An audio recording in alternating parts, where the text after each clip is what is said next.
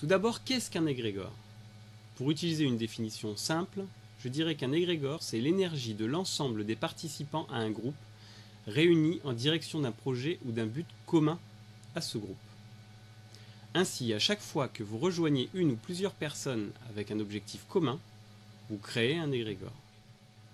Vous créez un réservoir où chacun aura donné un peu de son énergie personnelle afin qu'elle profite et alimente l'ensemble du groupe. Bien entendu, ce phénomène est naturel et le plus souvent totalement inconscient.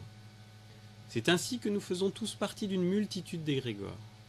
Mais nous devons d'ores et déjà catégoriser cette multitude d'égrégores, car tous ne se valent pas, nous ne connaissons pas forcément les tenants et les aboutissants de chacun, et surtout, certains ne vous veulent pas que du bien. Ces égrégores peuvent être négatifs. Et je vais vous donner un exemple, vous allez comprendre tout de suite. Si il y a une personne qui crée un égrégore, ou alors une poignée de personnes qui partagent une idée, et puis qui la communiquent, en pointant du doigt une minorité, ou bien en pointant du doigt un groupe de personnes, et en disant des choses négatives sur ce groupe de personnes. Plus il y a de personnes qui partagent cette idée, plus elles vont renforcer l'égrégore, et plus cet égrégore va les nourrir encore. Donc on rentre dans un cercle qui est vicieux dans le cas d'égrégores négatifs. Et ça peut se terminer dans des choses qu'on a déjà vues, et dans des choses qui se sont passées maintes fois dans l'histoire, et bien c'est-à-dire que les égrégores finissent par prendre possession de votre mental, de vos idées, ou au moins d'une partie. Et résultat, c'est comme ça qu'on peut tourner un peuple qui a été, dont la plupart des personnes ont sans doute grandi dans l'amour, ont grandi élevés dans des valeurs d'amour, et on finit par tourner ce peuple par des égrégores négatifs. On finit par le faire tuer ses proches, par le faire tuer ses frères humains.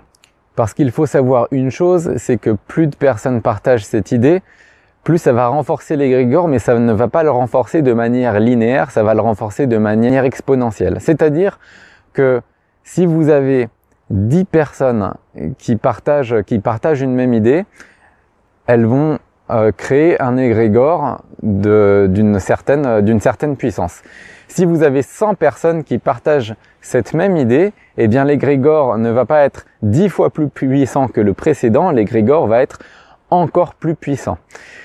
Donc il faut faire très attention à cela, ce n'est pas quelque chose qui se renforce linéairement, ça se renforce beaucoup plus vite. Qu'est-ce que cela veut dire en fin de compte? L'égrégore est une fabrication de l'homme et il réalise tout ce que l'homme lui demande de faire. Ceci dit, il y a transfert énergétique qui s'opère dans votre subconscient.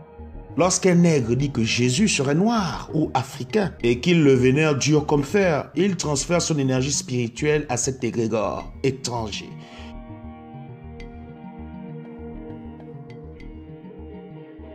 Qui lui, à son tour, va retransmettre son énergie spirituelle au peuple local qu'il a inventé. Le personnage de Jésus étant une fiction littéraire, il ne peut qu'être un égrégore.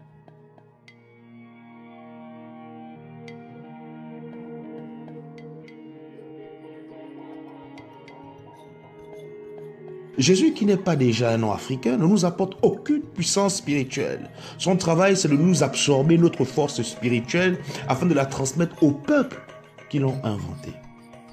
Pourquoi les Africains continuent-ils d'adorer ce monsieur ici?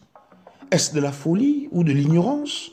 Probablement les deux. L'homme initié indo-européen a trouvé la faille chez le noir africain.